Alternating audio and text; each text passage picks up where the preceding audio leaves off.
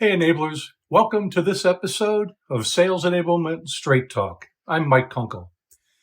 The answer I hear most frequently to the question, is sales training customization necessary? Is what? Yes, of course sales training customization is necessary. Over 32 years ago, when I entered the training profession from a sales management role, I would have wholeheartedly agreed.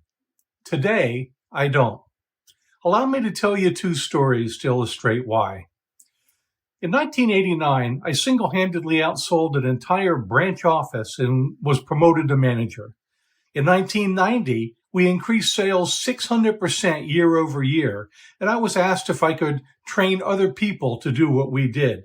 And that's how I entered the sales training profession, officially with the accompanying title, in 1991. As a subject matter expert with our products and how to sell them, I redesigned our entire sales onboarding curriculum. It was all built internally. It was deeply customized using the words that work for that business. I obviously was new to the training profession, though, having been a seller and a sales manager who was just learning about things like needs analysis, task analysis, learning objectives, instructional design, training facilitation. I had little knowledge of how people learn or the evidence-based practices for designing and delivering training effectively. But I sure knew what worked in the real world of sales with these products at this company. So my first pass at training was all rote learning. Making a prospecting call? Here are the exact scripts to use. Running a discovery call? Here are the exact questions to ask. Prospect raising concerns? Here's exactly what to say for each one. Getting ready to close? Here are 5 exact closes to choose from. In the class, we practiced, drilled, and rehearsed using feedback loops, coaching, and role-play reruns. Students began to internalize the methods and use them. Sellers who memorized the words that work or used notes got good results.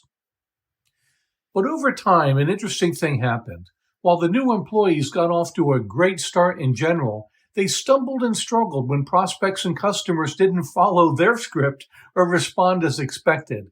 If the response to a concern didn't work for a specific prospect, the rep hemmed and hawed awkwardly and usually crashed and burned. That's okay, we'd say. It's a numbers game. You'll get the next one. It worked to a degree. We produced an army of robots that got people off to a good start, but we didn't achieve true sales mastery or optimize the potential results in ROI. In my next role, I found myself in a different vertical. I wasn't previously a seller or sales manager in this company. I came in from the outside to be the new director of sales training. My leaders didn't want me to build a curriculum from the ground up due to the time it would take, so I decided to research and buy a program.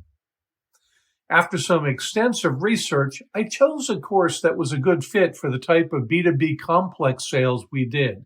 The course was incredibly well designed by a team of PhD instructional designers.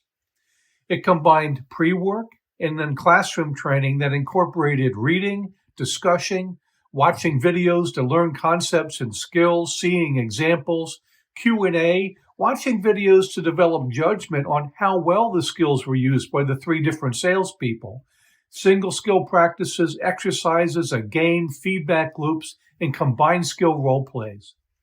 Knowing what I know now about sound instructional design, it was a brilliantly designed program and the first that I'd ever seen that used cinematic quality video and an episodic fictional storyline to teach. And for the big reveal, the pre-designed single-skill practices and role plays used examples from multiple industries and provided tangible and intangible products and services to choose from. Now, as you might imagine from the previous story, I wanted to deeply customize everything for the company. And while I fought against it for a while, eventually, the vendor's professional services leader convinced me otherwise. She said that based on their research and experience, students learned better when they stepped outside their world, learned a new concept, practiced the skills outside their area of expertise, and then transferred and applied the new skills in their world. Well, did I struggle with this, but in the end, she was proven right. Do you know who else struggled with it? My bosses, 2 sales VPs, sales directors, frontline sales managers, and yes, the sellers themselves. They were all puzzled. They pushed back. They almost tried hard to not make it work. But it did. A few times when we tried jumping over the outside industry examples and applying directly in our world, sellers didn't follow the skill models as taught, or they brought in old habits and didn't use what was taught. I saw it unfolding right in front of my eyes, and I simply couldn't ignore it. When we followed the recommended format, the sellers complained about selling medical devices or office equipment or the other product sets that weren't ours, but they learned and applied the new skills. Then we talked about how to transfer those models and skills into our world, and then often facilitated some on-the-spot examples. In the final role play, they did get to put it all together in one big write-your-own role play scenario that they customized for what we sold. We also taught their managers the program, so sellers returned to an office where their managers were ready to help them translate what they learned into their world. Basically, we taught these sellers to think. We taught them frameworks, models, skill steps, the stuff that sales methodology is made of. Had we tried to truly customize or use the words that work for the large variety of products and services we sold, it would have been mind-numbing and, as it turns out, less effective.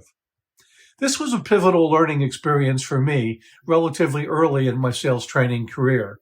In hindsight, while I resisted, I'm grateful for the professional persistence and insight-driven educational approach of the professional services leader at the vendor, and to give myself some credit that I gave it a try despite my own internal pushback.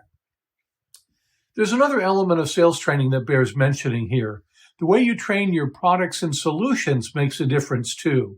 Instead of just training on features and benefits or bells and whistles or speeds and feeds, as they say, training products in sync with your methodology and doing it through case scenarios can be very effective.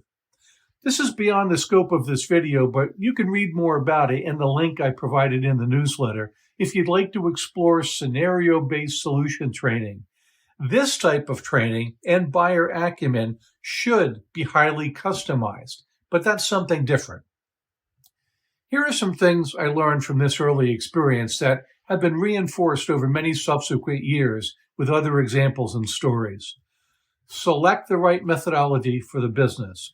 For modern B2B complex sales with multiple decision makers, start with a buyer-centric methodology that's consultative, value-based, and outcome-oriented. It should focus on mindset and communication skills that build trust and teach sellers to operate in your buyers' and customers' best interest. Look for a methodology that is designed to be dynamic, agile, and adaptive rather than rigid and rote. For maximum effectiveness, messaging is a thing that must be personalized based on what matters most to your buyer personas. This develops what I call multilingual sellers who talk to different buyers differently. It should be done in real-time dialogue and can't be scripted.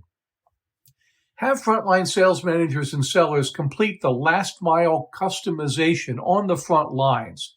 Yeah, everybody wants easy things handed to them, but that's not how you change organizational behavior or improve Salesforce performance.